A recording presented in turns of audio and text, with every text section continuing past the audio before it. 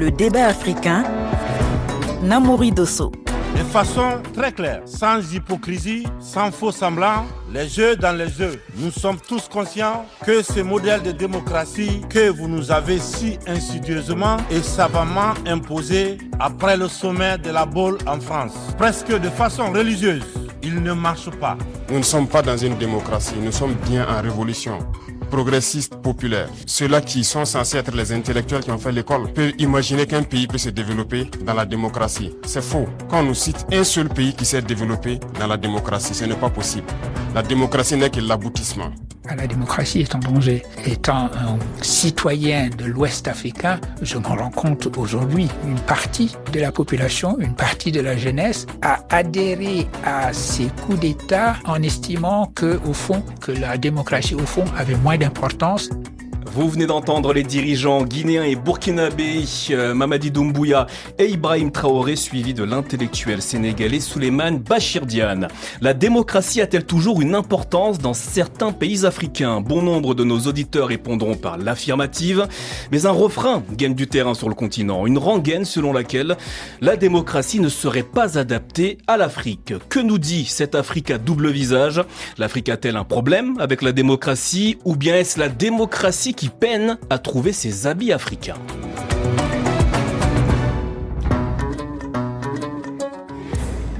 Bienvenue dans le débat africain. Avec nos invités, nous allons tenter d'explorer cette question qui traverse les âges et les frontières. Une interrogation qui sonne dans le cœur du jeune Sénégalais qui a voté pour la première fois, comme dans celui du paysan malien qui voit passer depuis des mois et des années les convois militaires. Un questionnement qui anime les débats dans les marchés et les grains de Bamako à Ouagadougou, en passant par Niamey, Conakry ou encore N'Djamena. Pour en parler en studio avec nous, Ousmane Diaye, journaliste et auteur du livre « L'Afrique contre la démocratie, mythe, déni et péril », un livre à retrouver aux éditions Rive Neuve. En ligne également Arthur Banga, docteur en histoire des relations internationales à l'université Houphouët-Boigny d'Abidjan, Côte d'Ivoire. Vous participiez aux 2e assises africaines de la démocratie à Dakar au Sénégal, c'était en juin dernier.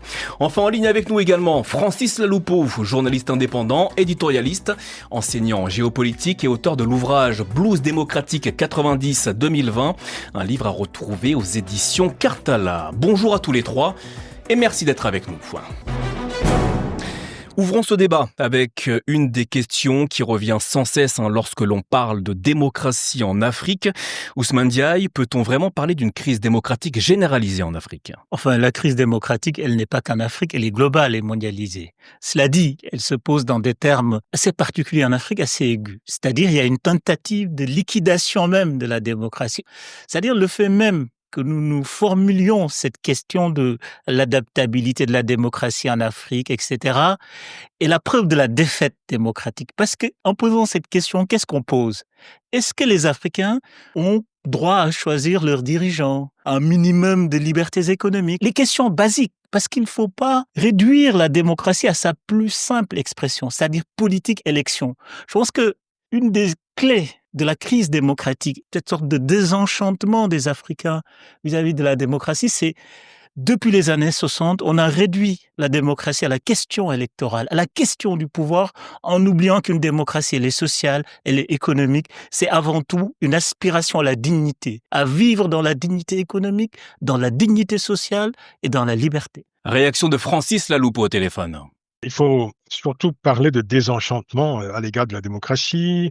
Je crois qu'il y a un désenchantement, également une défiance à l'égard de démocratie dans certains pays seulement, parce que vous avez parlé de l'Afrique en général, mais il y a des pays, et on va peut-être les citer tout à l'heure, où le train de la démocratie arrive à l'heure depuis 35 ans quand même. Je crois qu'en fait, on a confondu, le non-respect des règles démocratiques souvent avec la crise du système lui-même. Parce que le système lui-même, il n'est pas remis en cause, parce que la démocratie fonctionne et se consolide, s'ancre dans des pays comme le Ghana, le Cap-Vert, le Sénégal, le Nigeria. Encore l'Afrique du Sud, on peut en citer un certain nombre comme ça, le Botswana, l'île Maurice, les Seychelles, voilà. Donc, il y a eu effectivement, dans certains pays, un certain nombre de pannes, de retards, de reculs, qui sont dus davantage, je dirais, au non-respect des règles démocratiques, souvent par les gouvernants eux-mêmes, ce qui a amené en fait un certain nombre de populations à désespérer en fait du système. Donc selon vous, il s'agit plutôt d'un désenchantement, une forme de désespoir vis-à-vis de l'idéal démocratique. Oui, pour autant, il ne fallait pas jeter le bébé avec l'eau du bain, parce que vous savez, quand on a déclenché ce processus au début des années 90, on avait compris très vite, en fait, que, évidemment, tous les pays d'Afrique n'allaient pas dans un seul mouvement, dans un mouvement uniforme comme ça, adhérer à la cause démocratique et se convertir, je dirais, à cet idéal démocratique. Il y a eu un certain nombre de, ce que j'appelle des facteurs d'empêchement. Il y a eu, évidemment, des résistances de certains pouvoirs.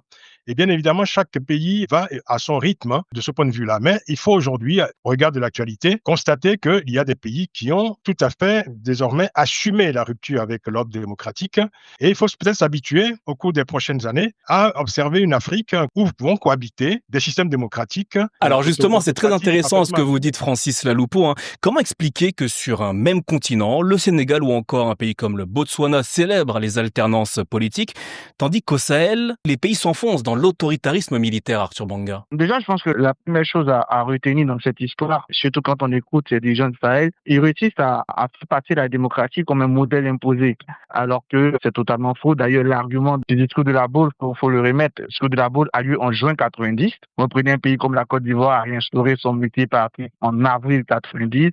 Je crois que le Niger avait déjà fait son dialogue national. Donc, déjà, c'est qu'ils réussissent pour ceux qui veulent lutter contre la démocratie, en quelque sorte. Dans ces pays, on entend ce discours de modèle importé. Et cela s'accompagne d'un discours en même temps qui parle de néocolonialisme, de colonisation. Donc, tout cela pour installer le système démocratique dans un ensemble, dans un pacte qui nous a été imposé, qui ne fait pas partie de nos cultures. Justement, Arthur, cette théorie selon laquelle la démocratie serait une invention occidentale qui a été imposée aux Africains, sur quoi repose-t-elle cette théorie, Ousmane Diaye? Je pense que ça repose d'abord sur le fait que l'histoire de la démocratie, l'histoire globale de la démocratie a d'abord été écrite par les Occidentaux. Au lycée, au collège, on enseigne que la démocratie a été inventée en Grèce, etc.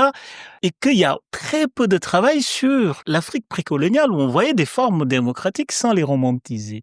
Je pense qu'il y a une sorte de grille de lecture historique qui, il me semble, est totalement décadrée et fausse, mais qui, à force d'être répétée, est devenue une sorte de vérité ou une sorte de base, de départ de la réflexion. On lit toujours la question de la lutte contre l'impérialisme, la question de la souveraineté au rejet de la démocratie. Et c'est le travers de cette compréhension historique de la démocratie.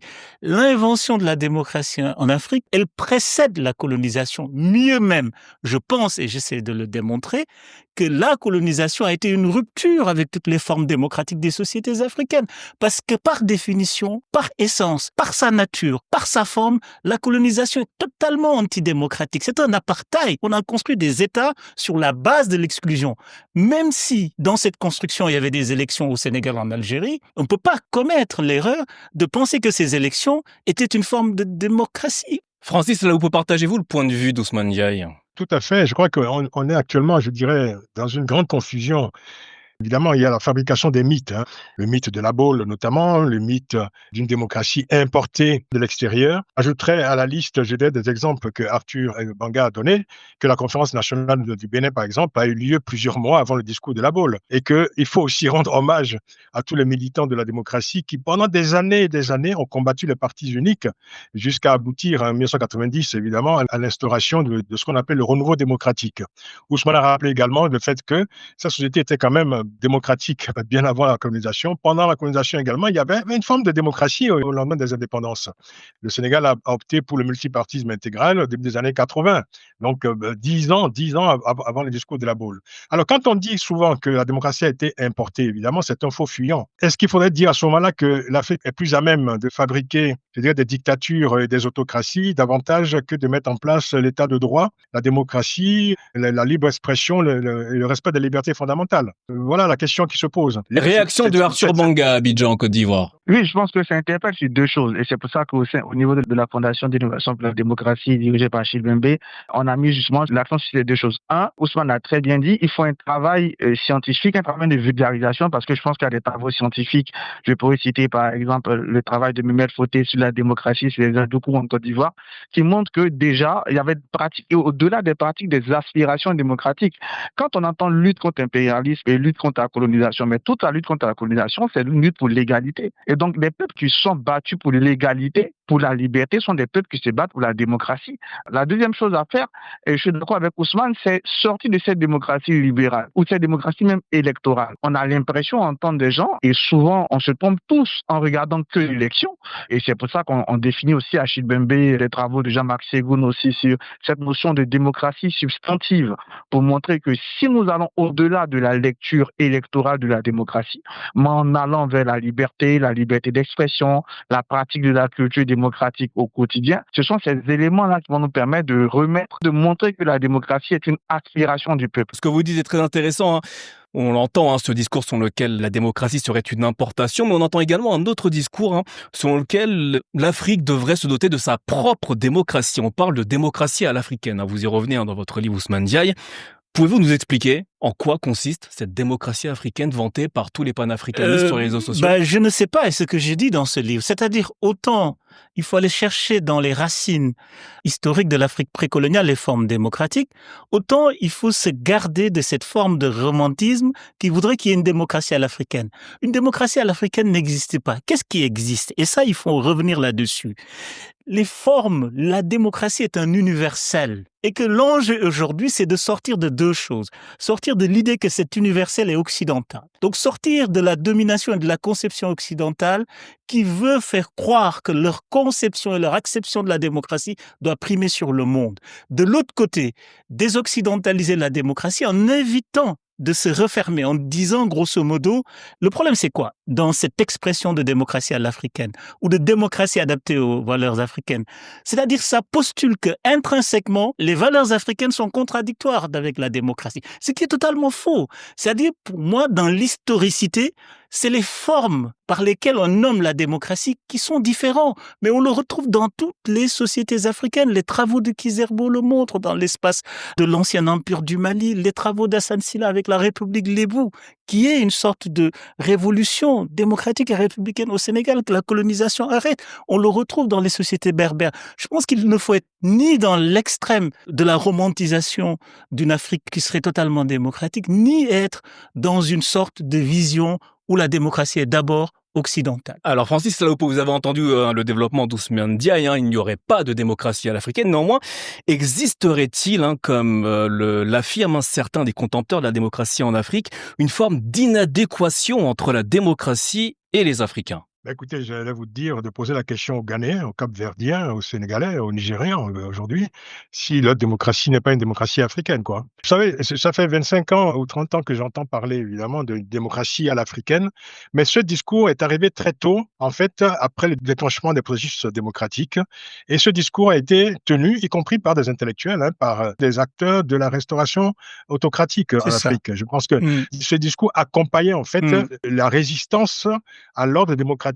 Et d'autant que 25 ans plus tard, 30 ans plus tard, on n'a toujours pas reçu l'offre ou la définition ou le profil d'une démocratie qui serait spécifiquement, singulièrement africaine. Est-ce qu'il y a une démocratie à la japonaise? Est-ce qu'il y a une démocratie à l'anglaise? Est-ce qu'il y a une démocratie à l'italienne?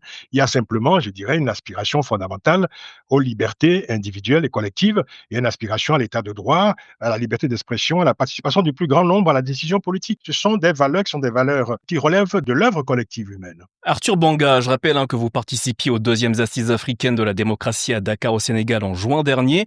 Alors on l'entend, certains contempteurs de la démocratie sur le continent africain estiment que la démocratie n'est pas en phase avec les réalités sociologiques africaines contemporaines. Selon vous, la démocratie peut-elle fonctionner sans être enracinée dans les traditions politiques locales? Je suis d'accord avec tout le monde, l'aspiration elle est universelle. Pour revenir sur le mythe de la boule en 90, je veux rappeler que c'était d'abord des jeunes africains. Il y a qu'à entendre la chanson d'Alpha Blondy là-dessus pour dire qu'il y a drap partout en Afrique, comme pour dire que partout dans la jeunesse africaine était dans les rues pour réclamer la liberté, la démocratie. Comme avant nous, les résistants coloniaux, comme tout peuple a cette aspiration. Après, oui, la démocratie elle-même évolue dans le temps. Pour revenir à l'histoire athénienne, le citoyen athénien, il n'a rien à voir avec le citoyen aujourd'hui. Et donc, oui, on peut puiser dans nos spécificités, dans nos particularités pour alimenter un concept universel. Si, par exemple, voilà quelque chose que l'Afrique sait très bien faire en termes de démocratie, qui n'est pas assez présent dans la démocratie purement électorale, c'est la palabre. Vous savez, dans tous les mythes africains, dans tous les imaginaires africains, il y a l'arbre à palabre, ce lieu où, avant de décider, on se réunit, on discute, on débat pour essayer de trouver les points de vue, le consensus avant de trancher. Ça peut être quelque chose de particulier en démocratie. D'ailleurs, si on applique, ça veut dire que, par exemple, des institutions comme les assemblées nationales auront plus de poids au moment du débat. Donc oui, la démocratie est un principe universel. Tout homme veut se sentir la capacité de décider pour lui ou au moins de participer à ces décisions. Après, oui, on peut avoir dans nos histoires, dans nos traditions, des points ou même dans nos aspirations. Aujourd'hui, par exemple, protéger la nature ou même avoir accès à l'eau, ça peut être des choses fondamentales pour un Africain et donc qui peuvent alimenter la particularité de ces débats, de sa démocratie, mais ça reste universel. Donc oui, on peut trouver des éléments dans notre histoire, dans notre quotidien qui vont alimenter un concept, un projet universel, mais il faut sortir de l'idée essentiellement à 200% de démocratie à l'africaine, parce que ceux qui l'utilisent en général,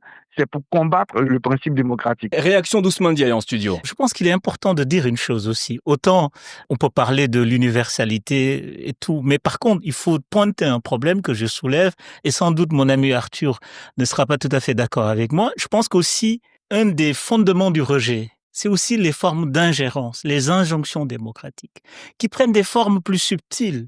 Avant même la diplomatie, les maladresses de la diplomatie française, tout ça, les injonctions de la diplomatie française, je parle de la question de l'évangélisation démocratique, je l'appelle comme ça, ou l'ONGisation de la démocratie en Afrique. C'est-à-dire, vous avez quoi depuis 30 ans? Des kyrielles d'ONG qui viennent nous expliquer qu'ils vont démocratiser l'Afrique avec un mandat de l'Occident ou d'une grande puissance, avec des méthodologies de leur propre pays. Et ça, c'est pas que la France. Et ces méthodes n'ont apporté aucun résultat selon vous? Est-ce que les pays où d'intervention, il suffit de voir ce qui se passe. L'un des plus grands champs d'intervention de cette ingénierie de la démocratie, Mali, Niger, Burkina, Guinée, c'est quoi le résultat? C'est très simple. C'est une longue tradition qu'il faut interroger. Et c'est dommage. Et c'est là où j'ai un désaccord avec mon ami Arthur Banga. C'est-à-dire, vous prenez dans l'histoire politique de l'Afrique, tous les partis allemands depuis 20 ans, 30 ans ont une fondation pour démocratiser l'Afrique, plus OSIWA, plus NDA. La France non seulement arrive sur cet espace de l'évangélisation démocratique avec la fondation de nos amis d'Arthur, mais avec 20 ans de retard, avec des moyens qui sont 10 fois ou 15 fois moindres. Et qu'aujourd'hui, le temps politique fait que les Africains sont totalement épidermiques à tous les discours qui viennent de l'extérieur, comme ce schéma où on a une proposition du président Macron, même s'il est porté par l'un des intellectuels africains les plus brillants, il y a une méfiance, il y a une défiance. Achille Mbembe, oui, Achille Mbembe et la Fondation pour l'innovation et la démocratie.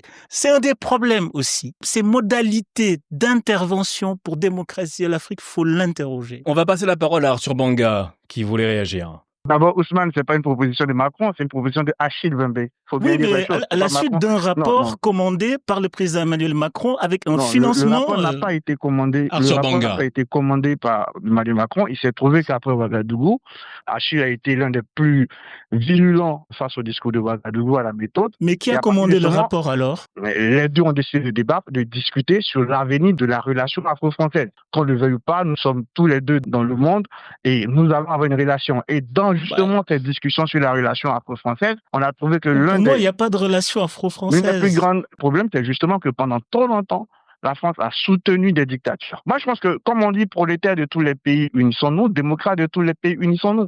Le problème, pour moi, ce n'est pas que X, Y, Z me financent. Mon problème, c'est que, est-ce qu'on est d'accord sur le principe qu'il faut réarmer la démocratie, qu'il faut penser à cette démocratie-là, il faut l'alimenter en Afrique. Et Ousmane aurait pu être là à Dakar, il allait voir que c'est une machine pilotée à 200% par des Africains.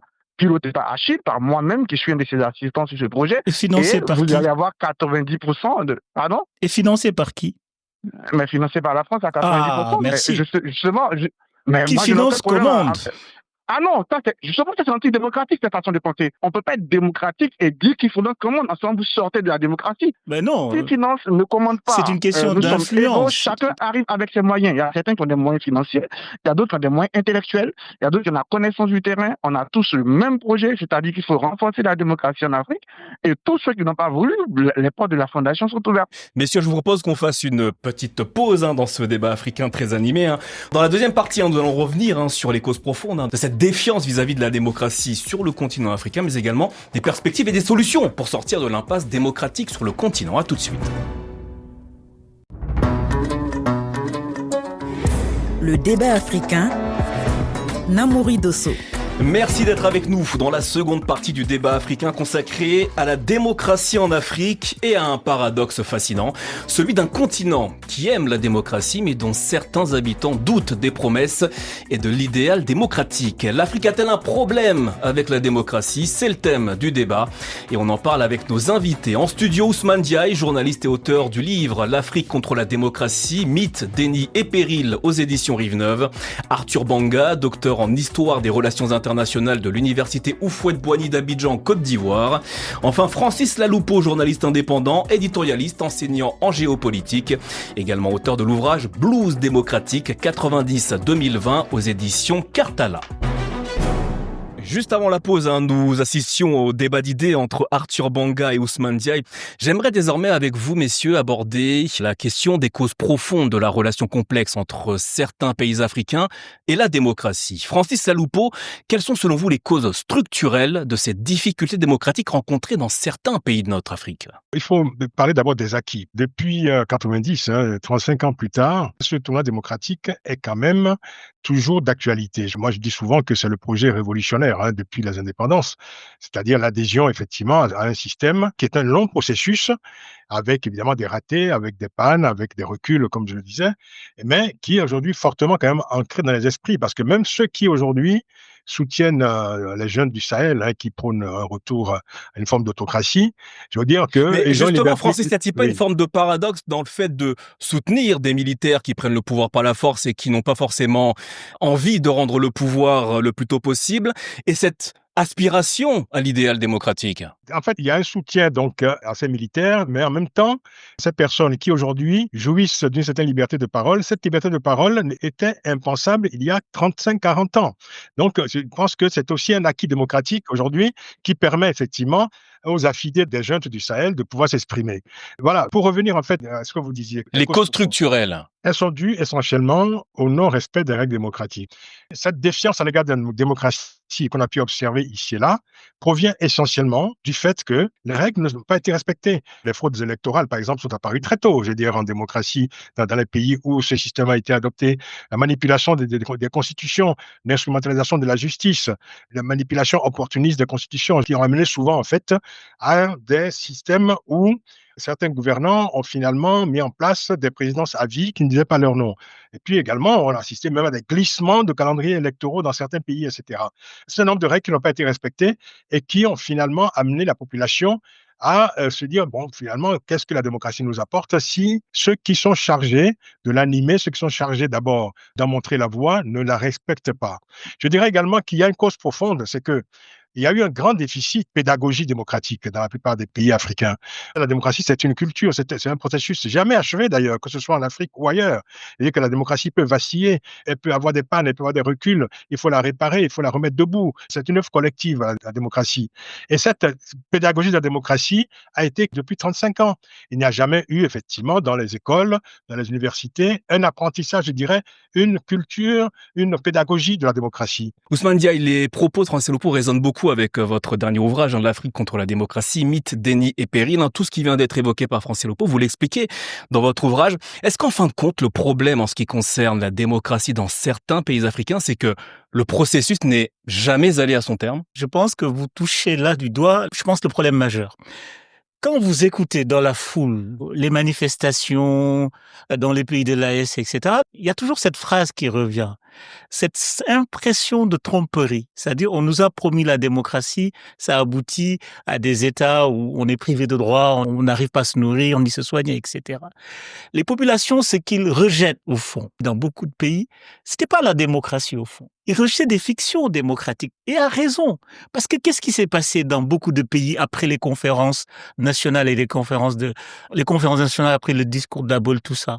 La principale acquis des conférences nationales, c'est des CENI, les commissions nationales électorales indépendantes. Que vous dénoncez dans votre livre en disant que c'est une des tares de la démocratie. Indépendantes, qui ont toujours été une source de tension, de conflit. En fait, il s'est mis en place, après les conférences nationales, une sorte de relégitimation des partis uniques, une sorte d'adaptation du système antidémocratique à la réelle démocratique en termes de cases. C'est-à-dire, comme les normes des organisations internationales sont très aériennes, On s'est adapté. Vous prenez un pays comme le Mali, et il faut toujours le rappeler, jusqu'à l'arrivée de l'insécurité et du djihadisme, tous ces ONG nous faisaient des rapports pour nous expliquer que le Mali était le modèle démocratique parfait. Or, c'était une fiction. Une partie de ces élites, qui sont très futées, ont compris qu'il fallait être dans une sorte d'ingénierie où, du point de vue institutionnel ou du point de vue rituel, il y a des élections. Vous prenez un pays comme le Cameroun, il y a eu des élections, il y a tout l'habillement démocratique qu'il faut. Mais est-ce que le pays est réellement démocratique? Arthur Banga en Côte d'Ivoire, est-ce que vous pensez, comme Ousmane Diaye, que nos pays africains qui connaissent des difficultés avec la démocratie sont d'une certaine manière confrontés à une forme de fiction démocratique? Il y a des gens qui, en fait, apprennent les normes ou les règles démocratiques pour mieux les contourner. Ça fait partie des problèmes. Le problème, comme l'a dit tout à l'heure, c'est qu'on n'applique pas réellement la démocratie. On nous prend comme au supermarché ce qui nous va et on n'accepte pas ce qui ne va pas dans ce système démocratique. Et donc, du coup, tout est habillé par la démocratie. Toutes ces critiques vont sur ce système. En réalité, c'est parce qu'on ne pratique pas la démocratie qu'elle ne marche pas. C'est ça le premier problème. Ensuite, deuxième chose, il y a quand même, au départ, il y a eu quand même un véritable problème pédagogique. Vous voyez, un pays comme la Côte d'Ivoire, lors de la réinstauration du multipartisme, on avait moins d'un tiers de la population qui savait lire ou écrire. Donc, comment ils vont analyser un programme, sur quelle base elles choisissent un parti politique, si elle est de la religion, ça a beaucoup pesé. Puis, troisième chose, il y a le succès du régime démocratique, succès économique, j'entends.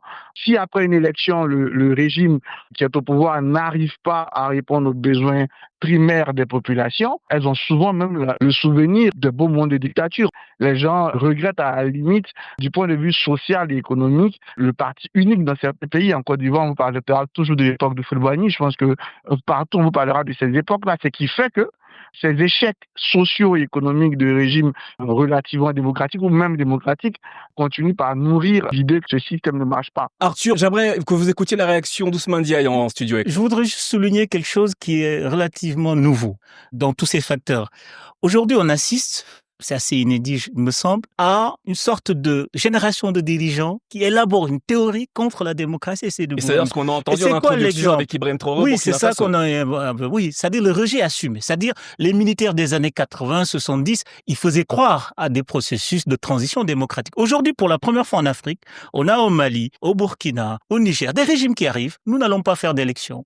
On se donne des mandats de 5 ans. Et puis, il faut pas l'oublier parce qu'on en parle très peu. Ce phénomène n'est pas seulement lié à l'AES. Je trouve qu'on se concentre trop sur l'AES. J'ai un chapitre dans mon livre sur la Tunisie où il faut rappeler que Kais Saied, qui est arrivé au pouvoir de façon démocratique, théorise la non-démocratie. Il y a une forme dans le discours d'un relativisme démocratique qui dépasse l'espace de l'AES. En fait, il y a une nouvelle théorie en Afrique qui demande aux Africains, grosso modo, de choisir entre le développement et la démocratie. J'aimerais entendre Francis Laloupo. Francis, les élites africaines, dont certaines ont été formées dans les universités occidentales, ont-elles une part de responsabilité dans ce qui concerne les impasses démocratiques que rencontrent certains pays africains?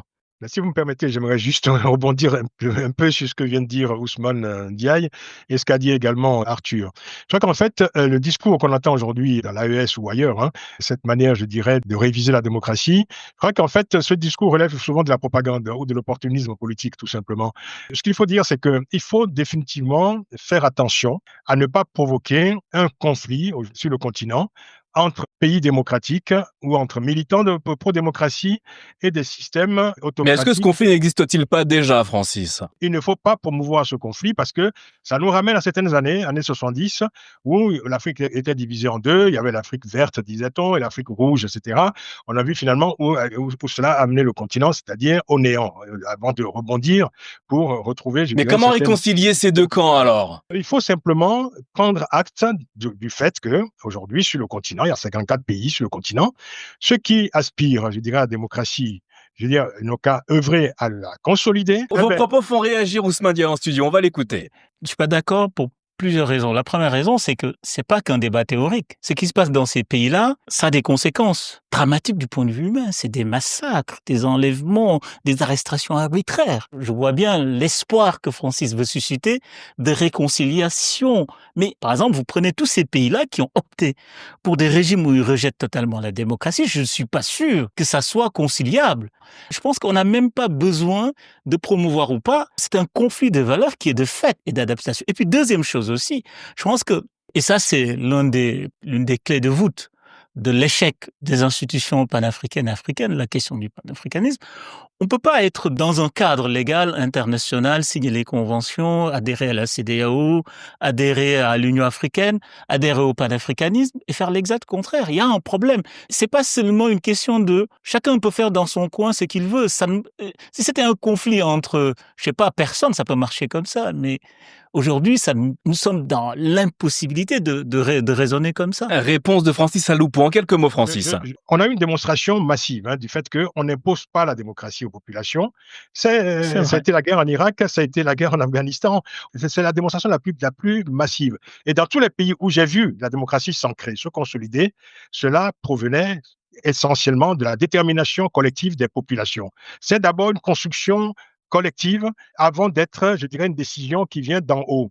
Donc, si aujourd'hui, les dictatures, les néo-dictatures imposent leurs lois, parce que généralement, en dictature, on ne demande pas l'avis des populations, à un moment donné, il s'agira pour les populations aussi de revendiquer le modèle social dans lequel ils veulent durablement vivre dans leur nation et sur leur territoire. Est-ce qu'il y a la possibilité du choix? Et moi, j'y crois beaucoup parce qu'on a vu beaucoup plus difficile que ça en certaines époques et la détermination des populations a permis parfois de déplacer des montagnes. Alors, Francis, vous n'avez pas répondu à la question que je vous ai posée précédemment, donc je vais la poser à Arthur Banga, en Côte d'Ivoire. Les élites africaines, dont certaines ont été formées dans les universités, en Occident, ont-elles une part de responsabilité dans le décalage entre ce qui se passe actuellement dans nos pays africains? Naturellement, parce que déjà, vous assurez la fonction d'élite, vous avez une fonction de boussole, une fonction de réflexion ou même d'action sur votre pays. Et donc, quand ça marche pas, vous avez déjà une responsabilité dans ce qui se passe. Et la deuxième chose, justement, très souvent, ces élites-là ou ces intellectuels-là sont ceux qui alimentent intellectuellement le discours antidémocratique de certains chefs, qui permettent de le nourrir, de l'alimenter, de le structurer et donc de contribuer malheureusement à faire effondrer la démocratie sur notre continent. Quand on est intellectuel ou quand on a un minimum de conviction, je pense que permettre aux gens de choisir s'ils les dirigent, permettre aux gens de garantir des lois, de garantir des libertés, de garantir des droits, ça devait être un minimum commun. C'est-à-dire après, on peut ne pas être d'accord, comme Ousmane et moi, s'il faut-il accepter un financement extérieur ou pas, ok, mais on devait être tous d'accord. C'est pas ça le désaccord, c'est plus profond que ça. C'est la méthodologie même. Parole à Arthur Banga. On peut ne pas être d'accord sur la méthodologie, encore que moi, je ne vois pas d'erreur dans la méthodologie à rassembler les Africains à discuter de démocratie, mais on doit avoir au moins ce commun-là. Quand on l'a pas, je pense qu'il y a une faute quelque part. Et aujourd'hui, malheureusement, il y a trop d'intellectuels qui l'alimentent et qui ne permettent pas justement à l'Afrique de pouvoir espérer de la démocratie. Ousmane Diaye, dans votre livre, vous consacrez un passage aux intellectuels africains, mais également à tous ces activistes ou panafricanistes qui officient sur les réseaux sociaux. Sont-ils un obstacle à la démocratie sur le continent africain? Ils sont un obstacle objectivement parce qu'ils promeuvent et soutiennent tous ces régimes antidémocratiques et ils ont une force de frappe. Moi, je suis pour que une partie des élites et une partie même des sciences sociales, des journalistes peut-être, ont eu tort de négliger et de voir un peu avec mépris l'émergence de ces figures-là. Parce que dans la politisation d'une génération qui arrive, qui a 20, 25 ans, ils ont joué un rôle essentiel. C'est-à-dire, on a toute une génération de jeunes Africains qui s'est politisée sur la question du franc CFA. Et comment cette génération souvent rencontre la question du franc CFA, c'est pas en lisant des économistes, c'est avec un discours d'un Kémy Séba et le discours panafricain d'un Kémy Séba. Et j'essaye de comprendre comment ça a pu être possible.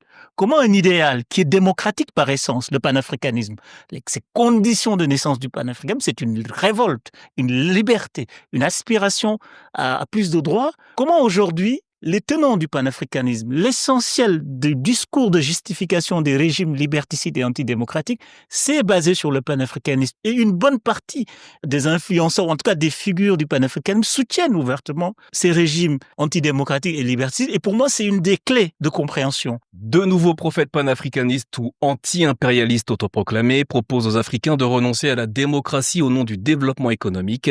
La liberté contre un plat de riz, si vous voulez manger, renoncez à vos droits. C'est un paragraphe présent dans votre livre, Ousmane Diaye.